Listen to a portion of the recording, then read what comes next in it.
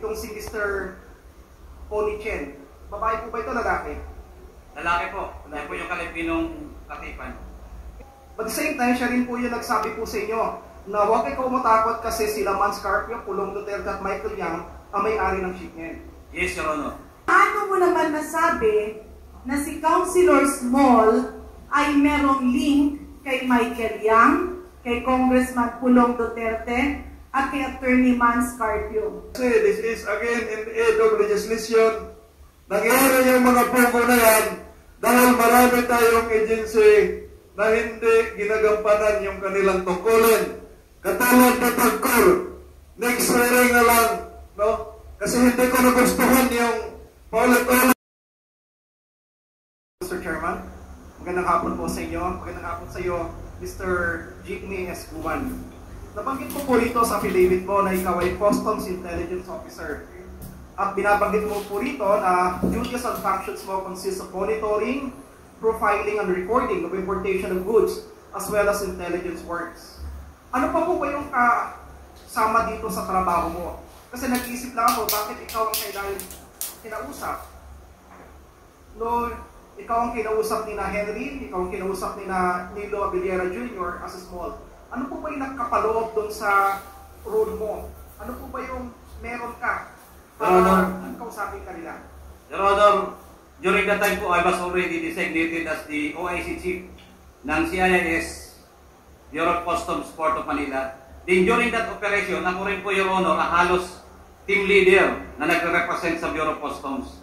Kasama ko po yung PDEA, may counterpart ng PDEA. So, alam nila na ang decision or pwedeng gawin ay manggagaling sa akin dahil ako ang nakakaalam ng customs. Sa loob mismo ng customs. So, ibig sabihin, sa mga panahon ito, ikaw ay may kapangyarihan. May otoridad ka para i-release ang isang shipment. Tama po ba? Yes, Your Honor. So, kapag kinausap ka nila, binanggit mo po rito na luwagan mo, sabi ni Small sa'yo, sa paragraph 4, always talk to me over the phone and sought my help in the release of your shipments to which I acceded. Meron po ba silang, ano po yung kapalit kapag kinakausap ka nila? Isang pakiusap lang po ba yun o mayroon silang offer or anything para pumayag ka doon sa kailang request? Your Honor, may kapalit, nag-o-offer, pero dire-reject po namin kasi napakalakas ng ginagamit nilang pangalan. Pwede mo bang banggitin dito kung ano po yung mga offer na yan kung sakali?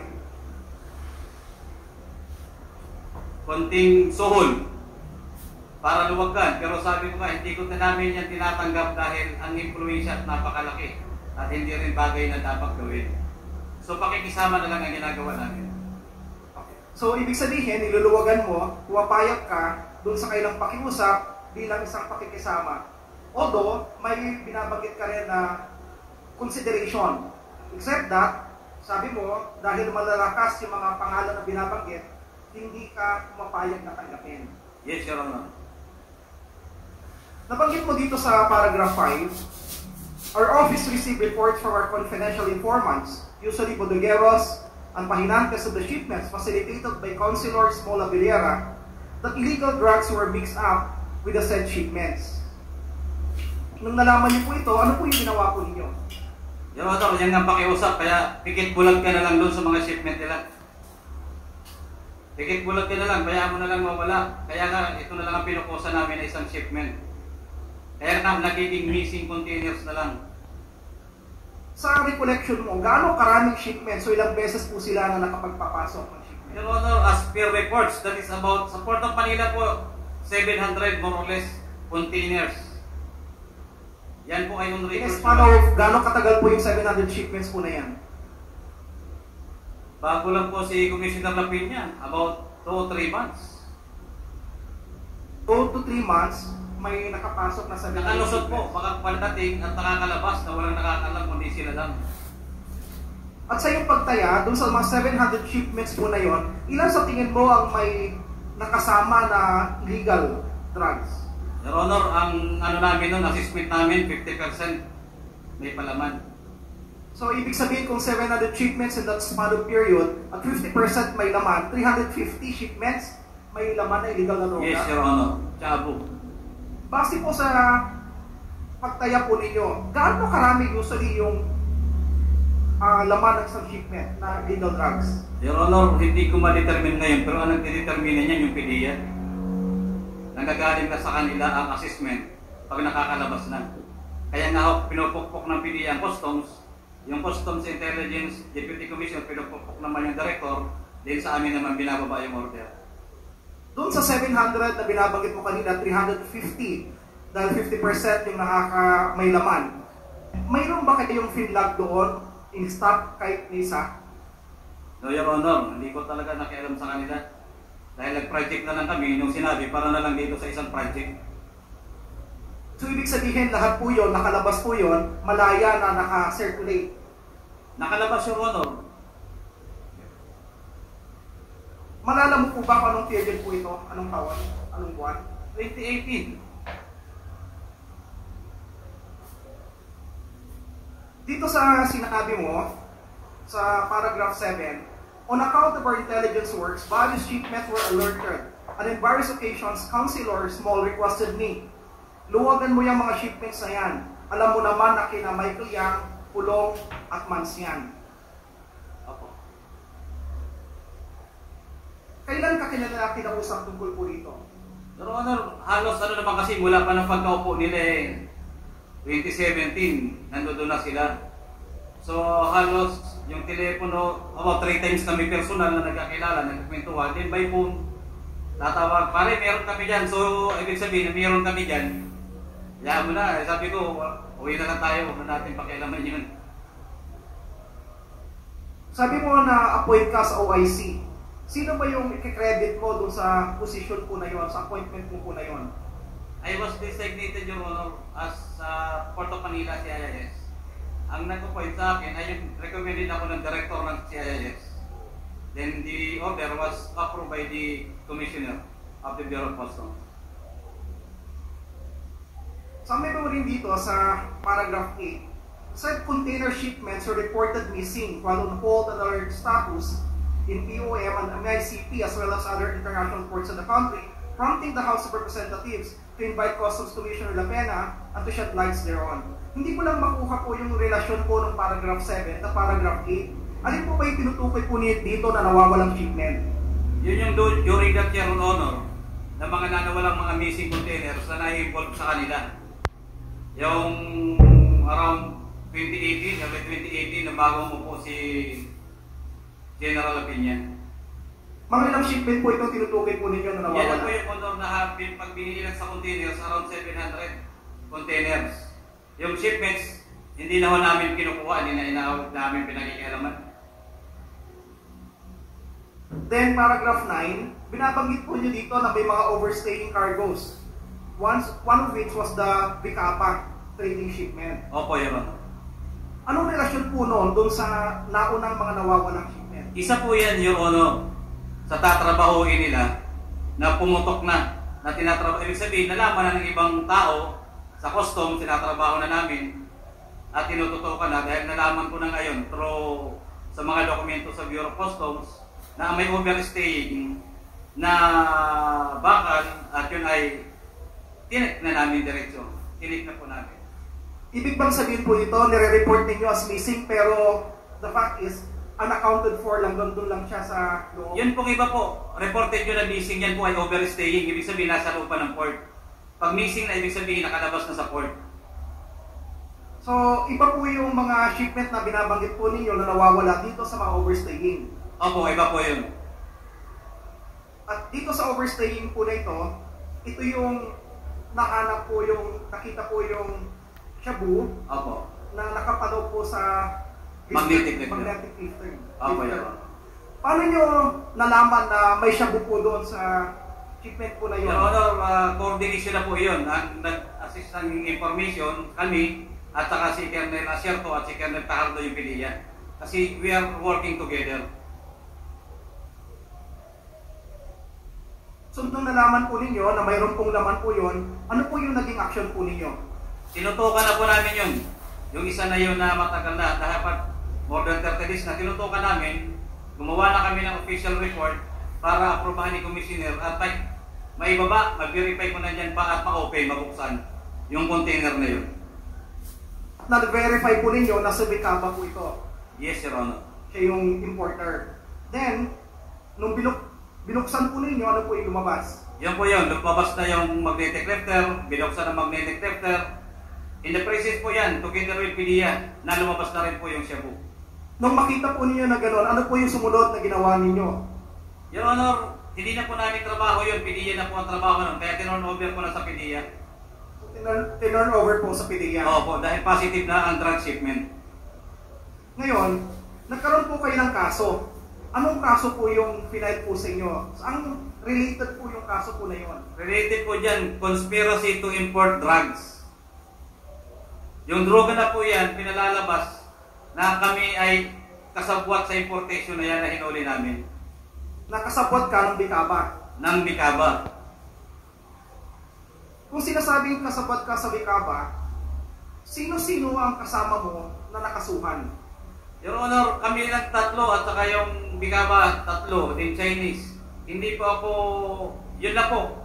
Tatlo kami, Colonel Parto, Colonel Blasierto, ako, yung tatlong nawawala ngayon. Si Bilasto Cabral Barakel, Lakigan, Katipan, din I think Chinese. To Chinese, na parehong may mga standing warrant. So yung mga kasama mong nakasuhan po rito, yung mga importers din. Tatlo doon sa mga importers plus tatlo po. Plus mo yung Chinese ako.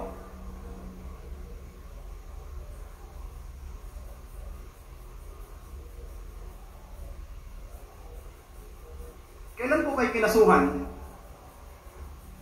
Your Honor, ako po ay witness sa legislative doon sa Blue Ribbon. So ongoing yung kaso, 2018, 2019 po ako, I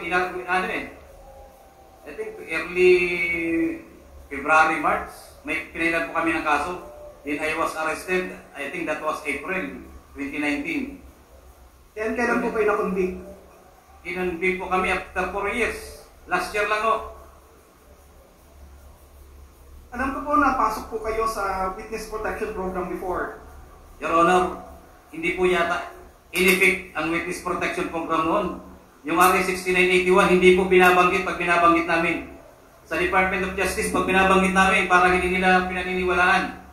Even sa court, during the trial, we are insisting that I am a witness during that time. I was a witness in the legislative Blue Ribbon Committee hearing.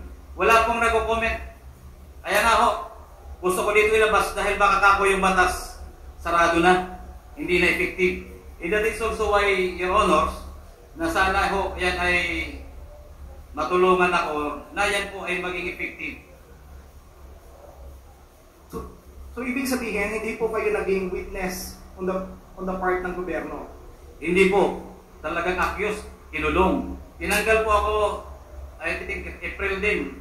Nung isinerve yung warrant, tinanggal ako sa WPP, dinala ako sa NBI. So lumalabas dito na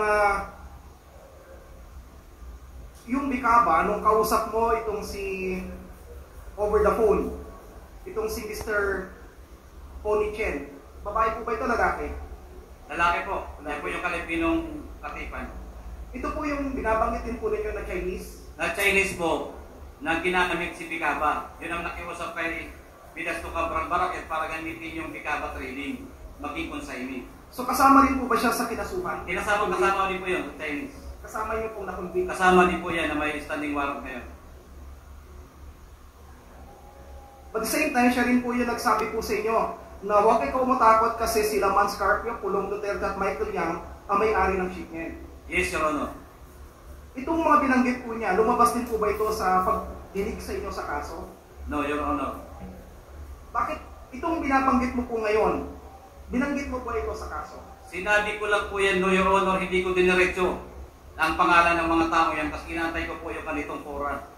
Dahil kung doon po yung gagawin sa judicial affidavit ko, na sinabi ko na bakit yung tatlo nahuli, nawawala?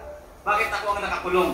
So I am supposed to mention that 3 person, Your Honor, pero baka lalo mapadali kagad ang buhay ko. Sabi ko na kailangan mag-isip muna ako kung paano at kung saan ko sasabihin. Kaya sa judicial affidavit ko, Your Honor, sa RTC Branch 35. Nakalagay po yun doon na binabago ko ng statement ko at sinasabi ko rin po. Hindi ko po alam na may hearing na ganito. For your last question, Congressman Salo. Panghuling tanong, ngayon na nandito ka at sinisiwalat mo lahat ng mga bagay nito sa nakasulat sa affidavit mo, anong in-expect mo? I am seeking for truth and justice, Your Honor, na matulungan po ako nitong kagalang-galang na committee para po ang taong bayan ay maniwala sa atin na ang hustisya ay hindi lang para sa ma-influensya at mayaman. Na ang hustisya ay para sa lahat. Hindi kung sino ang gusto nilang apihin, ay aapihin nila. At ang batas ay hindi na i-implement. Remember, Your Honor, a witness ng Senado ngayon ay nakakulong for more than 5 years mula sa City Jail o NBI hanggang Bucor. Halos ngayong September, 6 na taon na po ako nagdorosa, Your Honor. Maraming salamat po, Mr. Chair. Just sa manifestation, marami pong binanggit po si Mr. James Guban po rito. I would manifest, Mr. Chair, na tawagin din po natin sila sa pagdinig po nito. Kagaya po ni na Mr. Councilor Dilo Abellera Jr., alias Small, kung possible si Pony Chen na binabanggit po niya sapagkat siya po yung nagsabi at nagbanggit ng mga pangalan na may sama po sila sa mga susunod na pagdinig. Maraming salamat po, Mr. Chair. Thank you, Congressman Salo. Yes, at the proper time, before we adjourn this committee hearing today, the chair would like to ask for a motion as to who the personalities we wish to invite in our next scheduled hearing of the Quadcom. Thank you, Congressman Salo. Next to interpret is Congresswoman Jam Baronda.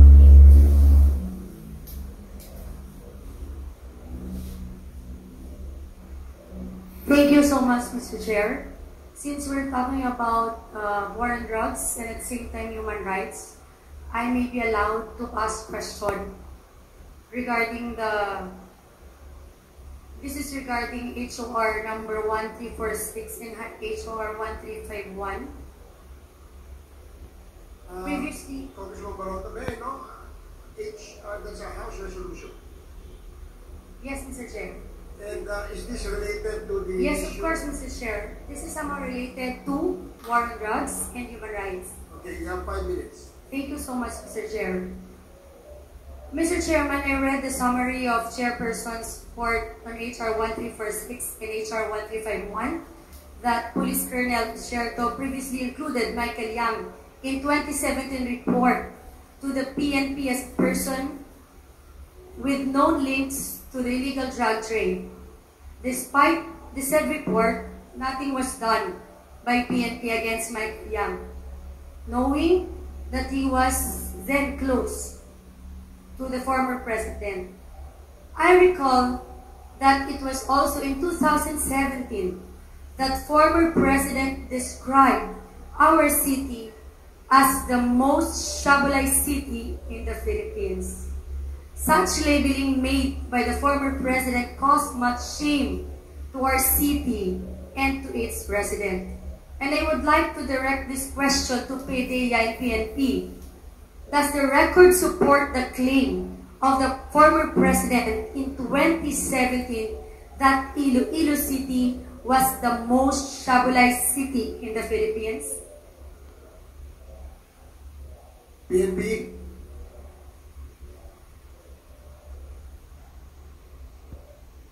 The question is directed to the Philippine National Police.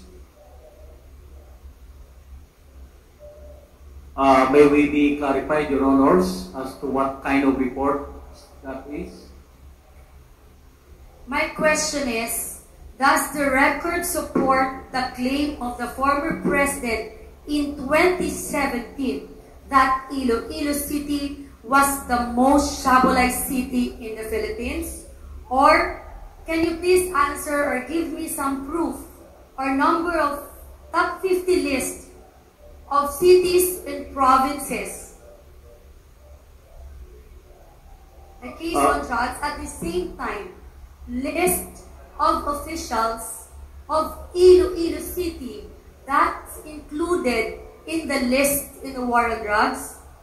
I am asking this, Mr. Chair, because my city has been linked to as I was being called as the most shabualized city of our country. The most Shabualized city of the country. Shabulized. Yes. Shabulized. Yes, Mr. Chair. Ang tanong ko, Your Honors, Mr. Chair, our apologies that we cannot respond to the question as of this time in the absence of the record that being referred to, Your Honor. Mr. Chair, kasi I can recall previously that in a public forum that was held on August 8, 2017, PIDEA Regional Director then Gil Pabiona and Iloilo City Director Senior Superintendent Remo Zacarias Canieso categorically declared that former Mayor Jed Patrick Mabilog was never included in the list of personalities engaged in the illegal drug trade or protector. Again, my question, Mr. Chair, to PIDEA and PNP, is whether former Mayor Jed Patrick Mabilog was included in the list of individuals engaged in the illegal drug trade or drug protector?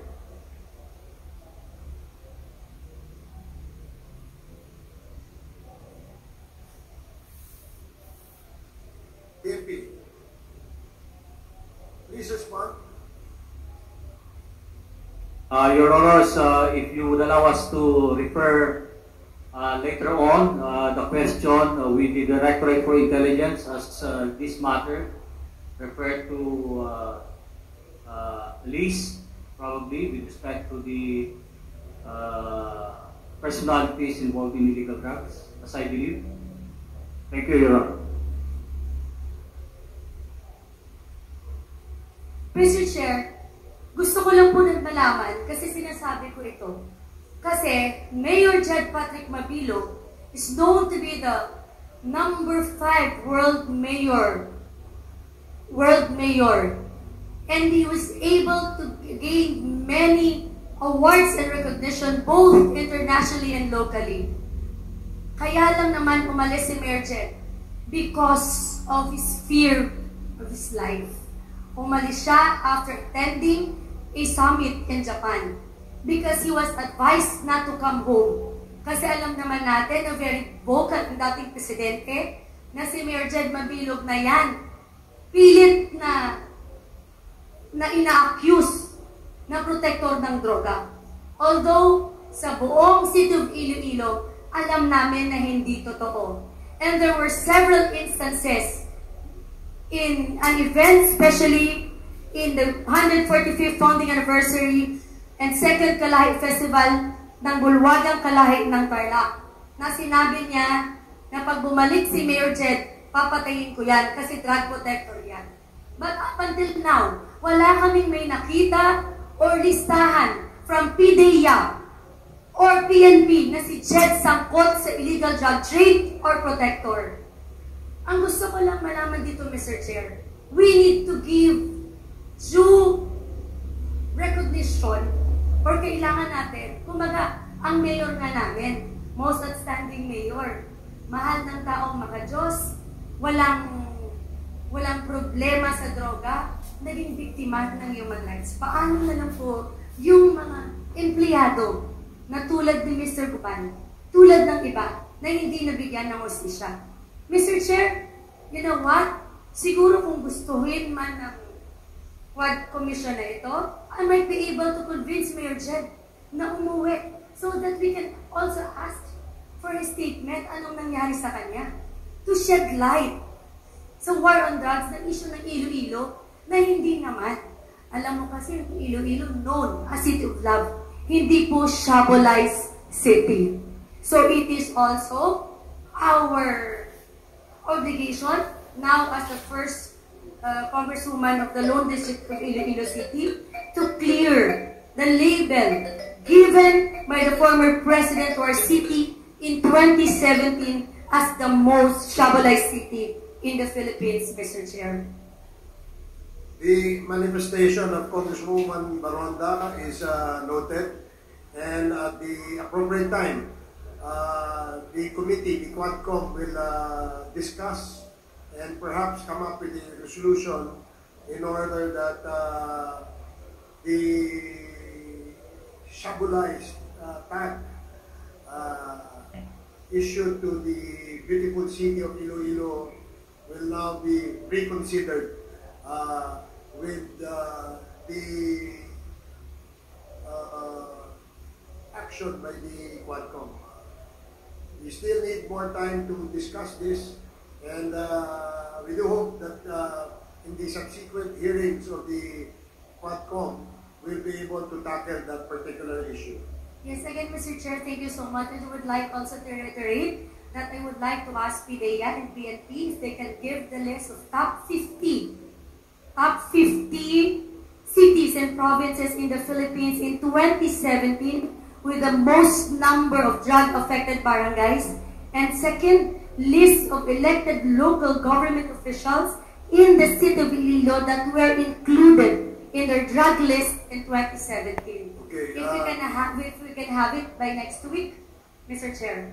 Yes, may I ask that PIDEA comply and Philippine National Police comply with the request of Congresswoman Baronda. Thank you so much, Mr. Chair. I look forward to hearing the name of Iloilo City from Shabulay City to again Iloilo City, City of Love. Thank you so much, Mr. Chair, and the rest of the chair of this committee. Thank you, Congresswoman Baronda. Comsec, please follow up with the PIDEA and Philippine National Police the request of Congresswoman Baronda. Now, the next to interpolate is Congressman Johnny Pimentel. Congressman Pimentel, you're recognized.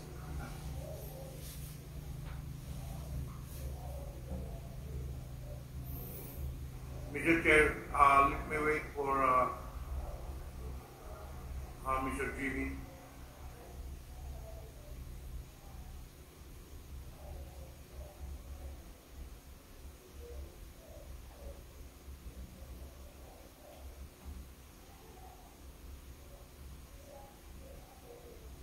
Thank you, Mr. Chair. Mr. Chair, ang tanong ko po ay para kay Mr. Jimmy Guban. Jimmy, Mr. Chair, dito sa affidavit mo, marami kang binanggit na mga personahe. At kailangan natin isa-isahin ito. Kaya tatanungin kita para makita natin ano ba ang mga role ng mga ito so that for the next hearing, makita natin kung sino mga imbitahin natin sa mga binanggit mong mga personalidad. Ano? Itong si Henry, paano mo nakilala ito? Isa rin po yan sa mga negosyante sa BOC na paminsan-minsan nakukuha ako ng mga information regarding importation. So, pero Henry lang ang nakalagay dito. Wala ka talagang full name na nakuha sa kanya. Pero Honor, pag kami sa labas po ako salit, mahirap po mag-alala pag nasa loob ng kulungan. Kasi ginawa ko po ito nasa kulungan. Pero ito, namumukhaan mo ito. Yes, matagal na itong si Henry gumagalaw yes, sa customs. During that time, Your Honor, So, may mga tao naman. meaning, Mr. Chair, matagal na itong si Henry nangangalakal dun sa loob ng customs. Negosyante, Your Honor. So, palagay mo, Jimmy, Mr. Chair, itong si Henry, nandun pa ito, nangangalakal pa ito dun sa loob ng customs o nung pagputok nitong magnetic lifter, kuminto na rin ito. That is what I would like to verify, Your Honor, dahil wala na nga po akong connection sa labas nung makulong ako. In this connection, Mr. Chair, hindi po natin makuha yung totoong pangalan nitong si Henry, pero he's one of the main actors dun sa affidavit ni Jimmy. May I request the COMSEC to invite na lang yung president ng Brokers Association sa Customs or whoever na may link natin itong si Henry. Importante ito kasi itong unang contact ni Jimmy Guban is the first person na natransact niya para mabuo itong pagpasok ng magnetic lifter. But at this point in time, we really don't know who is this Henry. Baka naman po alam, ano ba to? Broker ba to, Jimmy? Influencer din po. Better, nagpipinance. Pati naman, Your Honor, pag nandito po ako siguro sa labas, with the help po ng nagalang-galang na ito, sabi ko na, I can contact siguro ngayon. Then pili ko yung makiusap at pakiusapan ko na samahan ako dito sa Kongreso. So, Mr. Chair, hindi mo talaga alam, Jimmy, kung ito broker o fixer lamang. Rodol, mas madali na fixer para maintindihan. Nagpifinance, nagnegotiate, nagtatransact, pero hindi Eh, siya... sinong kilala mo na kilala itong Henry? Na sa tingin mong kilala itong si Henry? Marami po yung Honor, pero doon na lang po muna ako magano kay Mr. Henry at Chinese. Yun na nga, kailangan natin anyway. We will try to conduct a further investigation and then probably during one of these days, uupuan natin po yan para makuha talaga natin. We will seek help from the customs itself. We will seek help from the Brokers Association para matunto natin itong si Henry. Okay, Mr. Chair, Jimmy, sunod po natin yung ito ay talaga yung pinaka-importante na tao dito sa mga personalidad na sa affidavit mo. After nakilala mo si Henry, pinakilala ni Henry sa'yo yung First District Councilor Nilo Abellera Jr. Ito yung Apo, yun. Saan po kayo nakita? In fact, Your Honor, sa bar. Saan? Sa bangko? Restaurant bar. So, nag-facilitate nito, to put it in context, si Henry nag-imbita sa'yo, nag-set ng appointment, nakita kayo dun sa bar Apo, Your Honor. ni Small. So, nung pag-upo ninyo, pag-usap ninyo, pag-meeting ninyo, sinabi na kagad niya sa'yo na may papasok kaming kargamento. Your Honor, kwento-kwentuhan muna.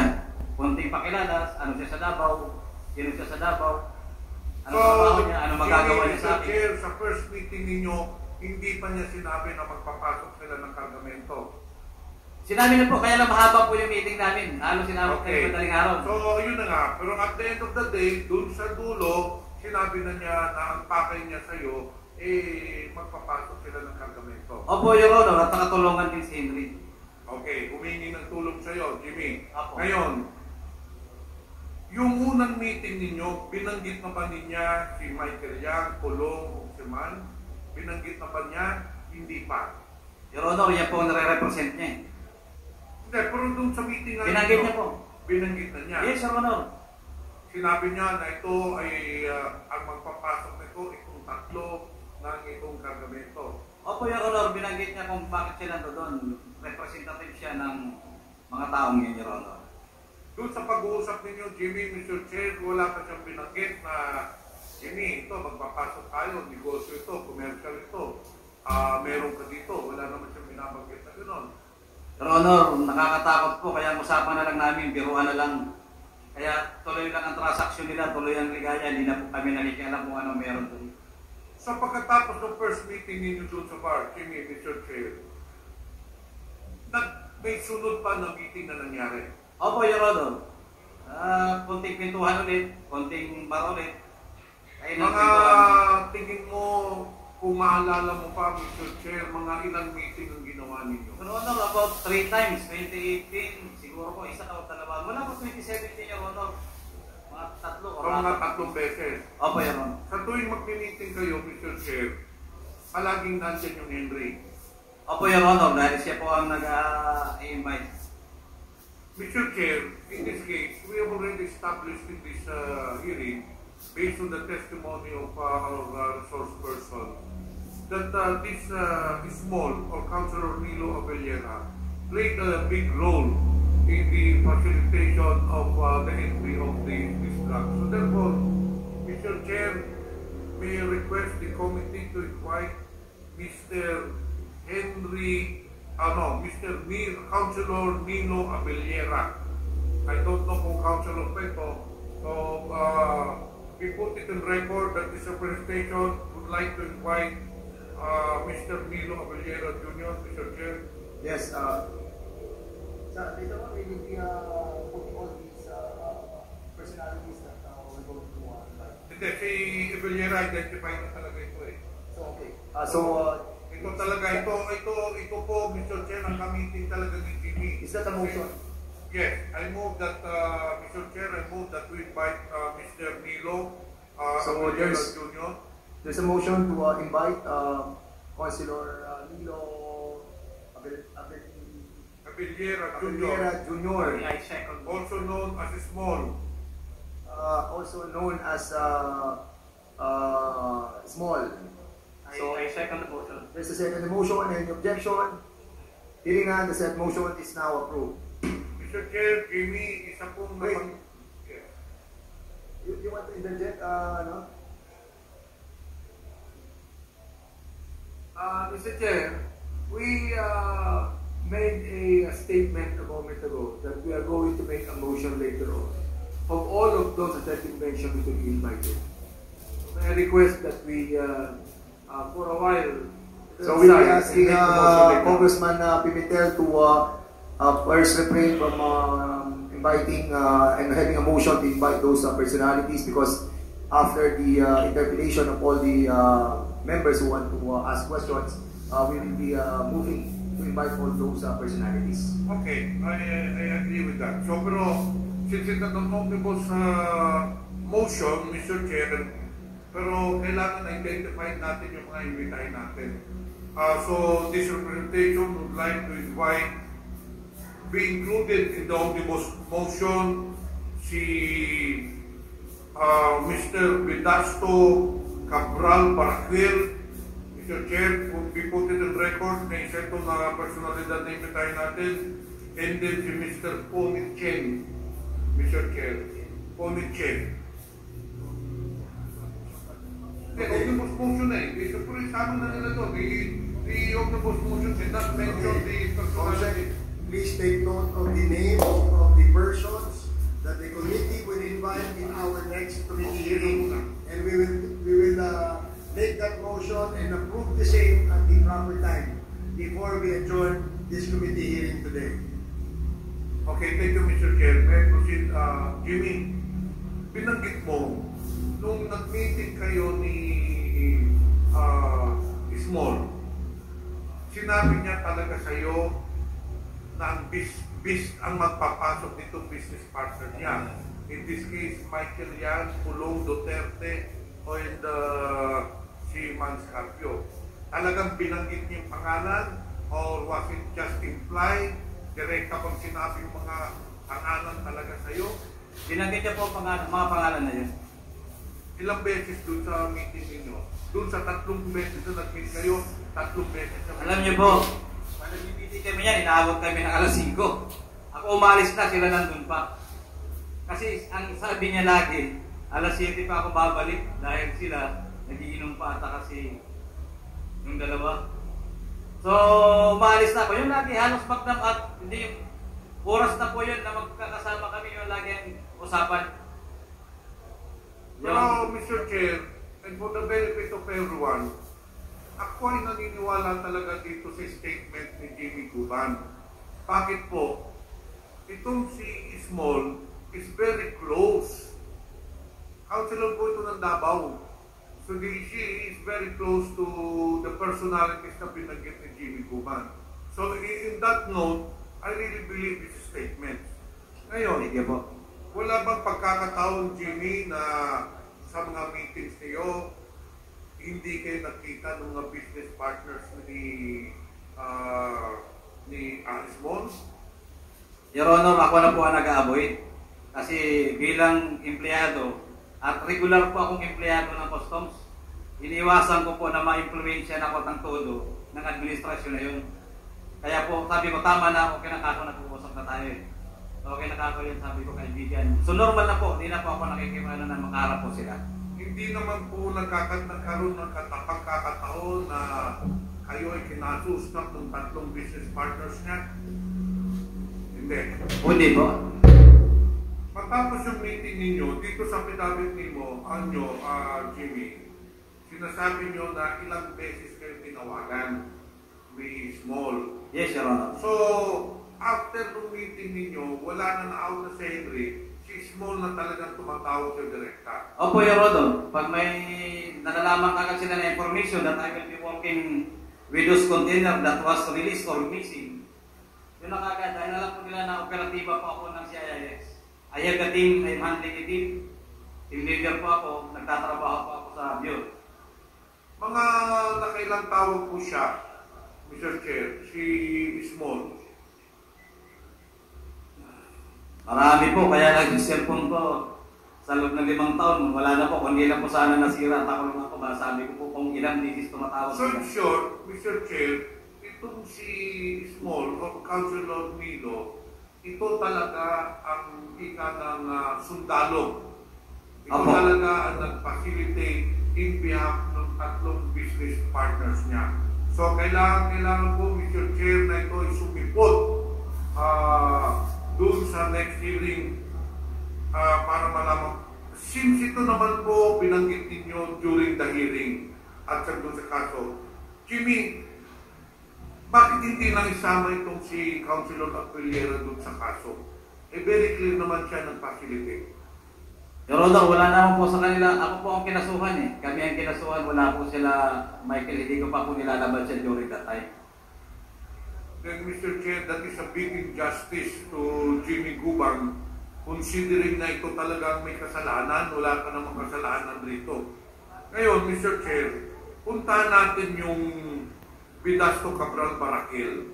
Kasi ito naman po yung consignee, hindi po ba? Opo, Your Honor. Ngayon, ang tanong ko sa iyo, nakausap mo ba itong si Barakil?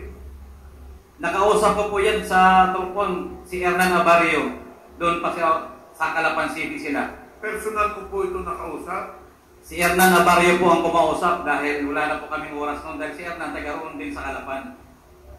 Inamin po ba niya nung nag-usap sila na siya talaga ang consignee ng magnetic lifter? Your Honor, sa testimony niya po doon sa Senado, inamin niya po mismo.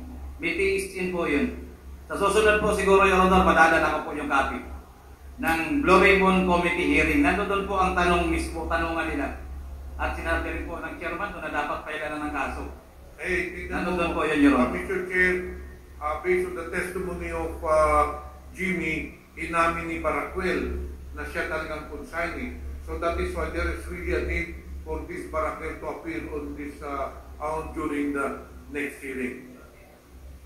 Ay, itong si Ponichen, nakausap mo ba ito personal, Mr. Jimmy? May pundit po, Your Honor. Doon sa mapagpunta ni Hernan Abarrio. Ano naman ang role nitong si Ponichen, Mr. Chair? Yun, Your Honor, yun yung gumamit kay Mr. Barakil ng pangalan. Bali siya ang kausap dito para ayusin ni Barakil ang kargamento at sa kanyang ginamit na pangalan. Yung Bigaba Trading ay pangalan ni Bidasto Cabral Barakil. Si Puniching ang nakiusap sa kanya. Eh dito po tayo kay Deputy Collector Mangawang, Jimmy. Personal mo ba ito na nakausap? By phone po, Your Honor. Nung tumawag po yan sa akin nung gabi, at doon ko rin po naalaman na yung nga tumatawag din sa akin, si Benny Antiporda. Hindi po kami nag-uusap niya kahit po pareho kaming empleyado ng custom. Eh, nung gusto niya pakawalan yung shipment. Wala naman pong sinabi, kundi yung kargamento lang na tungkol doon kay Benny Antiporda. Sandali, ulitin mo nga, Mr. Jimmy. Ano ang pakay ni Deputy Collector Mangawang? Kasi itong si Deputy Collector Mangawang, I understand he's still with the Bureau of Customs. Yes, Your Honor. In fact, I think the Deputy Collector Mangawang is now a full-fledged collector yata. Opo. So, before I invite her to this hearing, gusto kong malaman sa iyo, ano ba talagang sinabi niya? Gusto lang naman niya nakausapin ko si Benny Antiporda. Ay, hindi ko kilala si Benny Antiporda. So, nagkausap pa kayo ni Benny Antiporda? No, Your Honor. Hindi ko po nasagot yung telepono niya. Hindi ko rin po siya tinawagan. Pero di ba sabi ng Paul Gutierrez tumatawag sa iyo? Yun nga po, hindi ka po siya, wala po sinabi sa akin, kundi sinabi ni Paul Gutierrez sa si Benny Antiporda ay magkasama at si Michael lang sa National Press Club. So hindi kayo nagkausap mismo ni Benny Antiporda? Hindi po. So in this case, Mr. Chair, at this point, we cannot invite Benny Antiporda because he has no direct link yet to Jimmy Gumban. Yun na lang muna ang itatanong ko. Next hearing, kailangan natin matanong na yung mga personalidad so that we can have a overview kung anong talaga nangyari kasi nandito na yung mga personalidad. Thank you, Mr. Chair. Thank you, Congressman Pimentel. The next to interpolate is Congresswoman Janet Garib. You have 5 minutes. Thank you very much, Mr. Chair. Magandang hapon sa lahat at magandang hapon sa iyo, Jimmy. Unang tanong ko lang, nasabi mo na ikaw ay 17 years na sa serbisyo. Tama po ba? Sa Bureau of Customs po, Your Honor. Pero tagal na po ako sa gobyerno. Pero 17 years ka sa Bureau of Customs. Sa Bureau of Customs alone, Your Honor.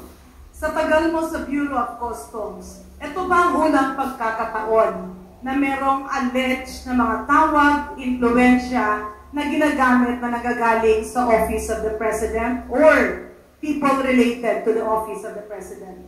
Your Honor, thank you very much. That was the first time sa buong buhay namin na operatiba na may nakikialam na anak mismo ng Presidente. Ibig sabihin, base doon sa allegation mo, if we believe, and if we can confirm the allegation, kung ikumpara mo ang iyong eksperyensya sa 17 taon sa Customs, and where were you before that? Your Honor, I was with the CIS. Sa CIS? Customs. Then, before Customs? Bureau of Customs, Your Honor, I was assigned from the beginning. I was already at the CIS. So, 17 taon mo sa Bureau of Customs, sa ilang presidente ginaanan mo? 3 ba o 4? 3 presidente na daanan mo? Or 3 administrasyon? 4. Can you say that this is somehow irregular? Hindi very irregular, Your Honor. Okay. Nasabi mo na merong tumawag, may nagpakilala sa iyo sa isang bar at ipinakilala ka kay Councilor Nilo Abellera Jr., kay Small. Tama po ba? Opo, Your Honor. Okay. Paano mo naman nasabi na si Councilor Small ay merong link kay Michael Yang, kay Congressman Pulong Duterte, at kay Attorney Mans Carpio? Your Honor, siya mismo nagsasabi. Sa tingin mo ba kapani-paniwala siya? Yes, Your Honor. Ito ba ay isang beses lang na pag-uusap? Kasi sa statement sa affidavit mo number 4, you made mention of always. Pag always ba, once a month, twice a month? Sa nangyari po, please enlighten us. 3 times o 4 times, Your Honor, kami nag-meet. Yung calls, several calls. Approximately ilang beses po sa isang buwan? Maybe twice or once a month, thrice. 1 to 3 times. Sabihin na natin, umaabot ba ng 5 times a month? Mga 3 to, well, pwede Your Honor, 3 to 5 times. 3 to 5 times a month. At direct na mong nakakausap si Councilor Small? Yes, Your Honor. Nakita mo na po talaga siya sa personal? Nag-meet kami, Your Honor, 3 times or 4 times. Okay. Sinabi mo lang dito sa affidavit mo na claim ni Small na siya ang partner at trusted ng 3 tao na malalaki. Ibig ba sabihin, may aligasyon na si Michael Yang, si Congressman Pulong, at si Attorney Mans Carpio ay magkasosyo? Magkakasama, Your Honor. Ano po ibig sabihin ng magkakasama? If we translate it to a business entity. Magkasama sila sa pag-influensya para mapabilis ang transaksyon sa Bureau of Customs. So parang tinitingnan mo na sila ay influencer, parang yes, gano'n. Your Honor. Okay. Sinabi mo rin sa iyong affidavit na meron kang mga bodegero at pahinante na nagsasabing ang illegal drugs ay mixed up with said shipments. Can you expound on that pag sinabi mong mixed up? Yes, Your Honor, kasi yung mga missing containers, may mga dinadalaw kami kung saan yung dinala. Magtataka na lang sila ang bilis ng babaan, alisan, paglipat ng kargamento, at nakikita nila na iba ang laman. Then, sinasabi na wag na kayo maingaya, o yun na yan. Ito, sa amin na to, bahala na kayo, bayad na kagad. Your Honor, always yan sa mga bodigero. Ngayon, sinabi mo na 3 to 5 times a month ka tinatawagan. Yung mga tawag ba na ito ay related doon sa mga shipment sa customs or hindi? Related po sa customs. Pag tumatawag po ba, napipinpoint po ba ang possible containers and or shipments o hindi? Your Honor, no, dahil hindi mo kaya bilangin kung ilan ang nilalabas nila per week. Hindi, ibig ko sabihin, kapag tumatawag sila, ang tawag ba ay talagang yung intensyon ay tumawag para sa specific shipment or container? Or baka naman tumatawag sa'yo at sinasabing, pare, punta tayo sa bar. No, Your Honor, sabihin nila na may containers kami. Marami yun. So ang tawag is very specific for certain shipments and containers. Yes, hindi ko na po kinukuha, sinasabihan ko na lang, pare, okay na, hindi naman kailangan niyo ako tawagan. Hindi naman kami nakikialam ng mga Follow-up question, Your Honor. Ito bang mga containers or shipment na ito na itinatawag for facilitation ay kasama sa mga nahuhold or tawagin natin suspicious containers? Yung iba ho, nahuhold, pero ibang sa kanila ngayon nga po ang iniiwasan kaya tumatawag para walang mahold. Kaya pag sa kanila, dire-diretso yan. 100 containers, dire-diretso. So, ang ibig sabihin ng luwagan ay ipikit mo lang muna yung mata mo? Ganun po ba? Yes, Your Honor. Pero yung pang-amoy mo at pandinig mo ay bukas.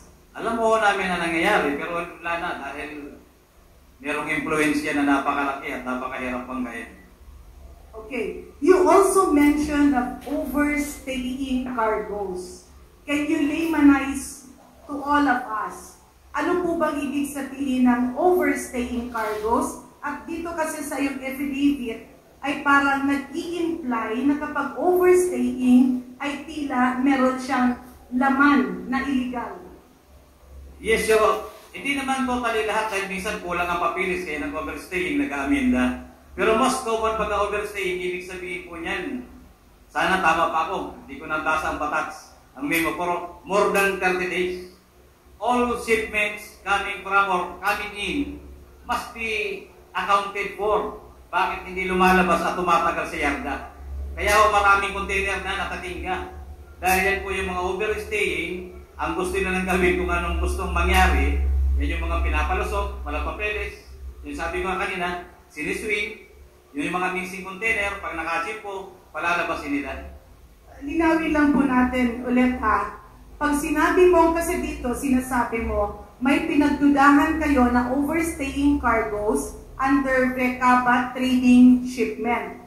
Ang ibig po ba sabihin nito, overstaying, kapag ang isang cargo or the certain cargoes are overstaying, it simply means pwede na siyang pikit mata ka na. Yung ba yun? No, Your Honor. Ibig sabihin po, walang nagla-lodge ng entry, walang nagpo-process ng dokumento niya sa loob ng 30 days ng Bureau of Customs. Sometimes magiging suspicious ka na bakit walang gumagalaw sa kargamento na yun. Bakit so, hanggang nagdoon pa? Parang ginagawa siyang ghost. Yes, Your Honor. Okay. So, ang overstaying cargoes are actually real cargoes but are transformed into ghost cargoes. Ang nangyayari pag nawala na. Nandiyan siya, pero kunyari hindi nyo nakikita. Okay. Moving forward, may sinabi ka kasi politiko na kalaban. And earlier you mentioned that it was former Senator Sonny Trillanes. Yes, Your Honor. Can you expound on this? Ano po ang naging circumstansya?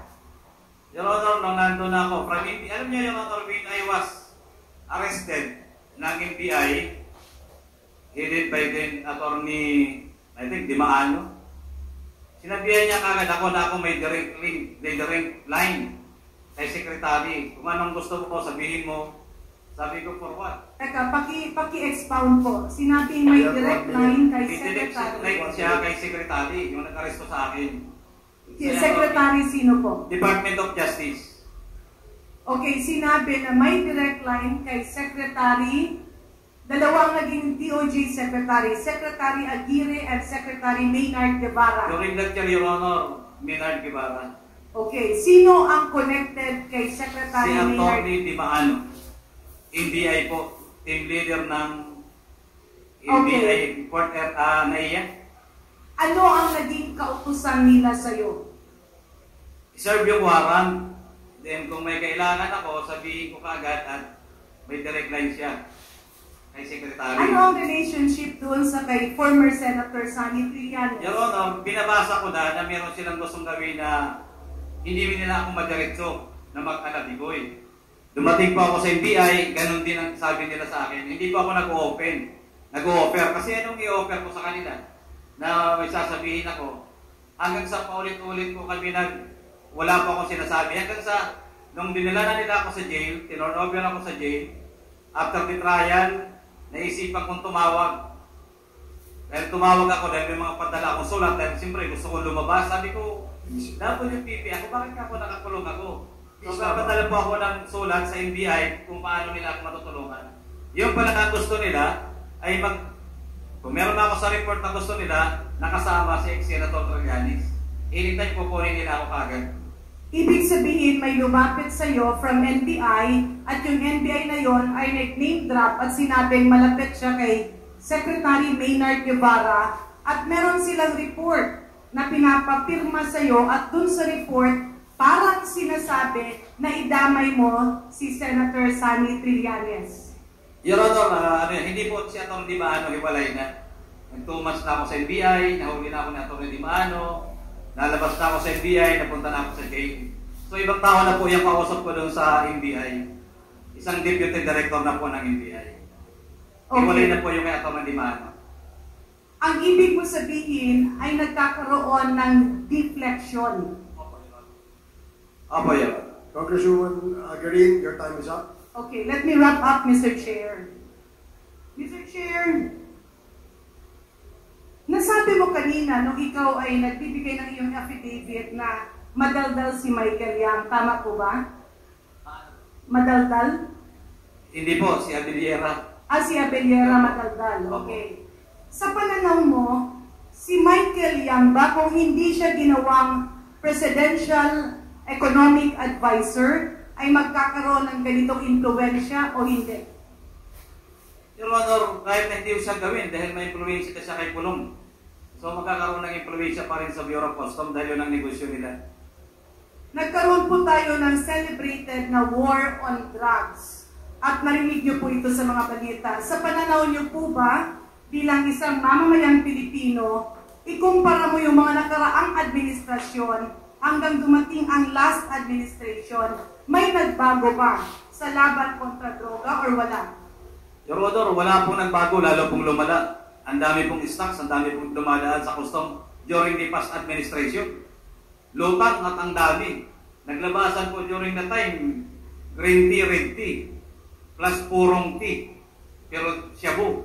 Mas dumami po ang sinasabi lang po nila na wala, pero mas marami pong supply sa market during those times. Unlike today na kahit pa paano nababago, nararamdaman ng taong bayan na yung tao ngayon ay kumukunti ang adik ang gumagamit ng shabu. So, Mr. Chair, to wrap up, there are 3 take-out points here that I would personally like to request that this squad committee pursue. Yung una-una po, if we can document na mas marami ang pumasok na kasabay ng war on drugs. Maraming pinapatay na maliliit na tao, yung pala maraming pinapapasok. Baka pwede tayong matulungan ni Mr. Jimmy Guban dahil alam niya ang proseso. Pangalawa, nakakabahala po na tila napunta ang pananaw natin dito sa mga maliliit na taong pinapatay. Pero apparently, nagkakaroon ngayon ng testimonya na maraming itinuturo at nasisira ang buhay nila para pagtakpan kung sino man ang talagang nasa likod ng ito. Third and last, Mr. Chair, I believe that we need to look into the process of how these missing containers or yung bang totoong container, kung sinabi ni Congressman Baronda, shabulized, dito naman tatawagin natin multolized containers. Totoong container, ginawang multo, hindi mo makikita pero mararamdaman mo, mafe-feel mo, at maririnig mo ang mga bulong. With that, Mr. Chair, we trust in your leadership that this squad committee will leave a legacy to to the Filipino people wherein there is real drug war and real criminals are the ones that are made accountable. Maraming salamat po. Thank you, Congresswoman Green. The next to interpellate is Congressman Sergio Dago. You have 5 minutes.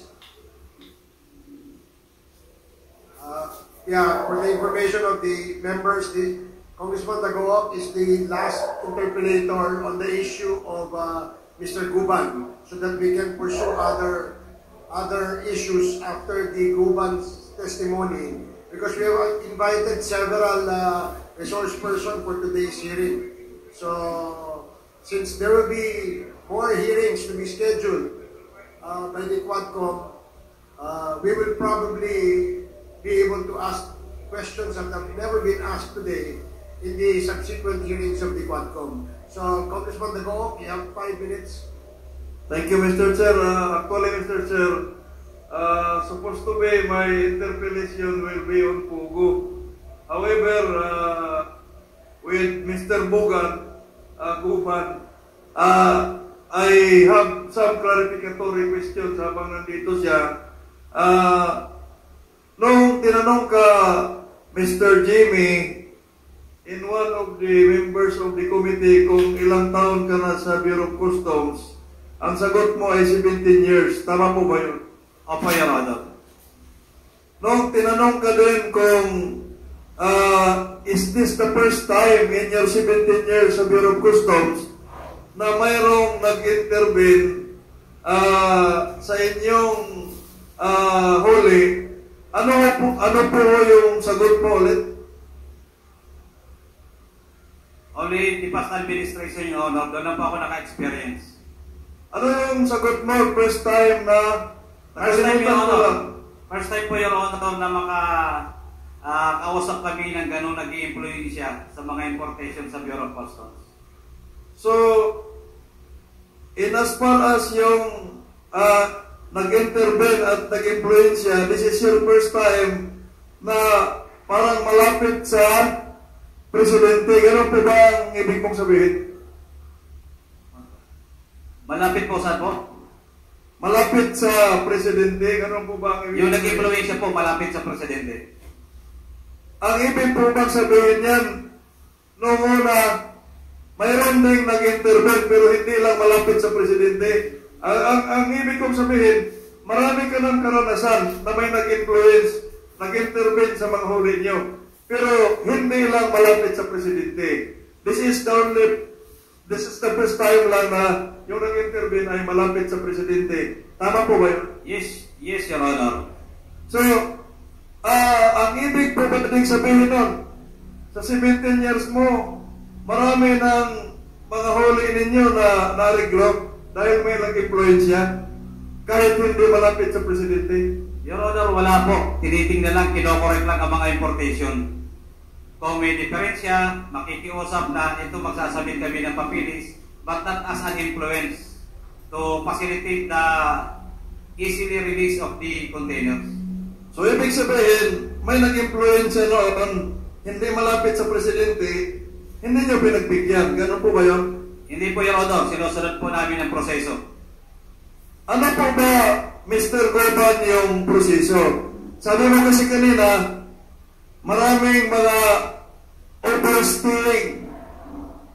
At nung tinanong ka, ano yung mga overstaying container, ang sagot mo, kung hindi ako nagkakamali, sa narinig ko, walang mga dokumentasyon, hindi nyo alam kung sino ang mga consignee. Tama po ba yun? Opo, Your Honor. Ibig sabihin po ng overstaying, nandoon na yung cargo sa isang port. Halimbawa, MICP. Nandoon na lumalagpas ng more than 30 days na walang nagpo-process ng papel. Kaya hindi malaman kung kanino o sino ang consignee ng particular na container na yan or shipment. Kaya sumusubra ng 30 days na dapat ay ina-account kung sino at paano nakarating yung container na doon at bakit walang nag-claim. Mr. Chair, this is in aid of legislation. Siguro, one of the recommendation would be, tingnan natin yung proseso ng customs. Bakit maraming mga ganyan na undocumented? Dapat kung sino yung nagdala niyan, mga cargo ship, no? Mga importer, na anong barko yung nagdala, dapat may imbestigahan. Kasi sa pagkakalam ko, normally, wala namang barko na magkakarga ng mga container kung not documented yung karga na yan. So, there is a problem in the process. If that is true, there is a problem. Bakit makarating dyan yung mga container na yan kung wala naman palang documentation sa pagkarga pa lang sa barko? Medyo imposible na undocumented yun. Mr. Jimmy, Yes, sir. sabi mo, nung dito sa affidavit mo, nung nahirapan kayong buksan yung ano na yon, yung cargo na yon, nag-report ka kay General Quinto. Tama po ba? Your Honor, sinabi ko po kay General Quinto dahil siya po ang aming Deputy Commissioner for Intelligence ng Bureau of Customs. By the way, ano po yung specific na plantel na position mo sa Bureau of Customs? Your Honor, I am an intelligence officer, and during that time, Your Honor, I was the Chief ng Customs Intelligence and Investigation Service ng Port of Manila. Mr. Chair, ilan po ba yung tauhan mo nung time na yun? Around 17 or more than about 30, Your Honor, plus the unorganic, casual, contractual, or more than 30 plus. Mr. Chair, sino po yung pinaka-head doon sa section or whatever is the office wherein pinamunuan mo? Sino yung pinaka-head mo? Your Honor, from my position, ang sunod na po nun ay Intelligence Division Chief, then Director. But sa akin po, ako po ay directly reporting to the Office of the Director, kay Director Albani po. So, sino yung director na nakaupo nung time na yan, Mr. Chair? During the time, Your Honor, ito as Director Albani. Pero nag-ano siya din, pinalitan ni Director Tasio.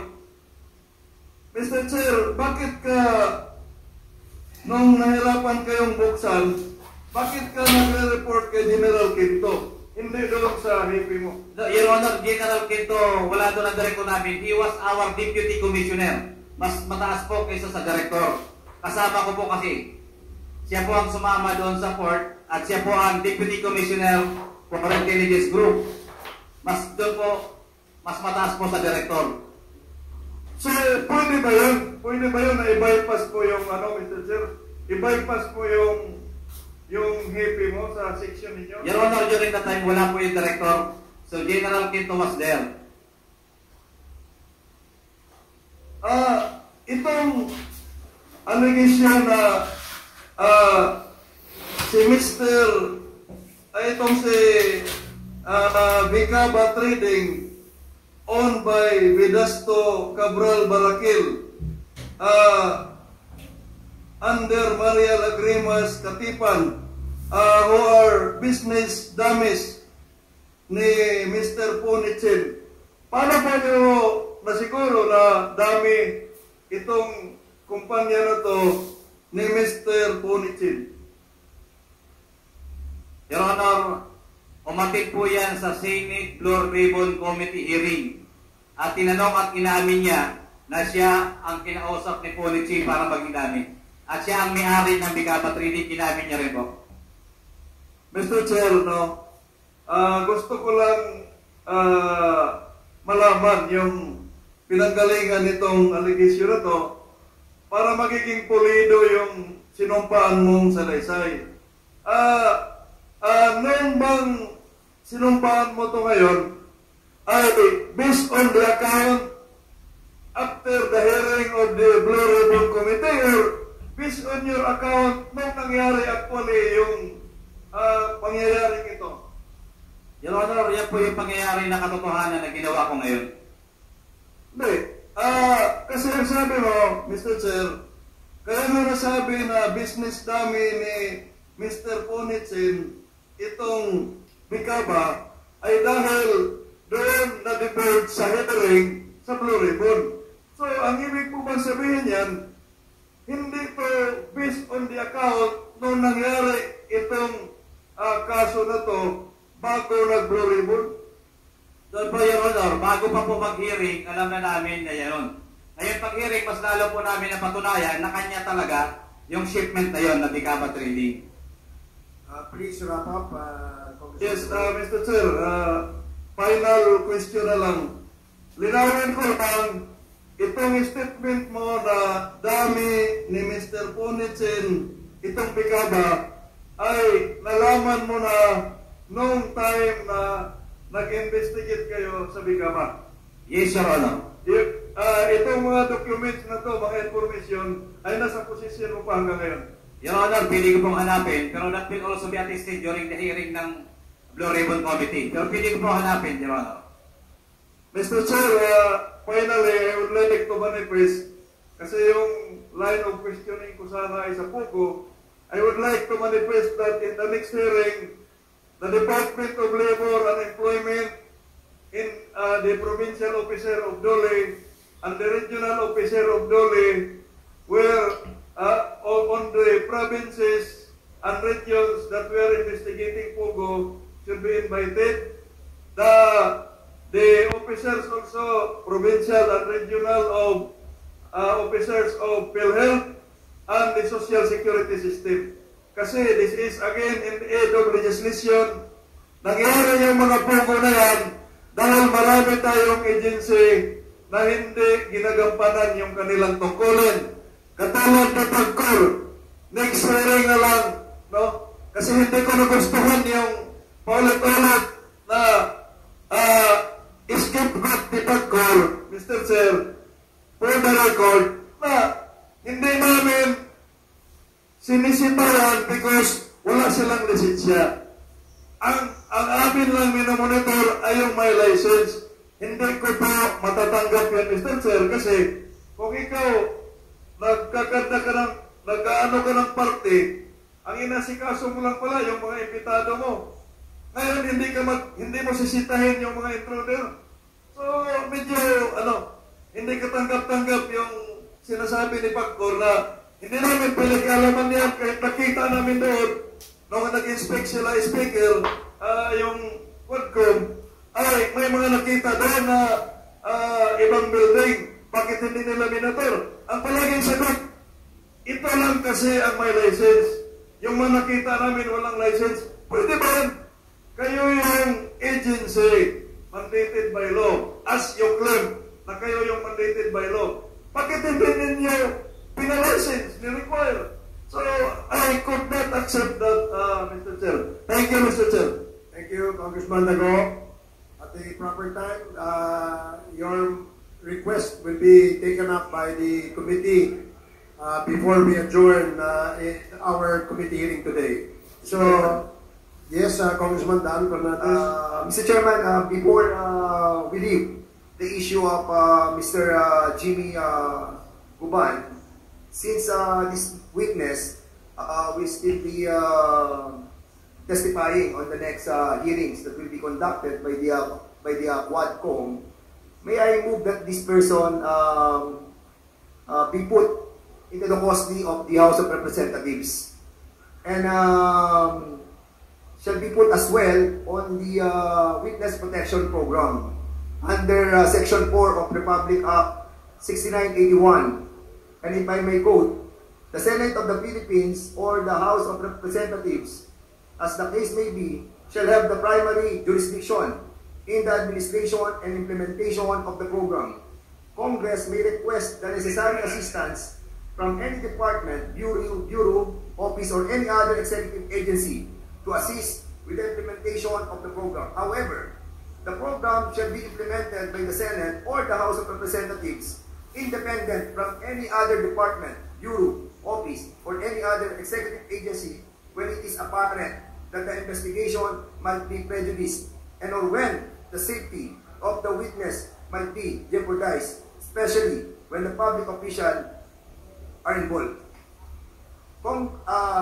Congress may promulgate its own rules and regulation for the implementation of this provision. So with that, Mr. Chairman, I move that we put this person in the custody of the House of Representatives and also in the Witness Protection Program. I so move, Mr. Chairman. Mr. Chair, Is that related to the motion by Congressman Fernandez? no, I just have a question that I want to get clarification in. In relation to the motion. Okay. Before that, DSJJ, we will have to dispose of the motion by Chairman Dan Fernandez. Wherein Can we repeat the motion because I don't okay. think other people understood it. So the can we ask again? okay. So I move, Mr. Chairman, that we put this person in the custody of the House of Representatives, considering that we still need the presence of this person, and at the same time, considering the magnitude of the testimony of this person, we need to have a protection on this witness. And that's the reason why I mentioned Section 4, Republic Act 6981, that provides for the protection of the witness that are being invited in the Senate and in the House of Representatives. So I move that we put this person in the custody of the House of Representatives. I so move, Mr. Chairman. I second the motion. To Mr. Chair, can I ask for a 5-minute suspension? Yeah, I request for a 5 minutes.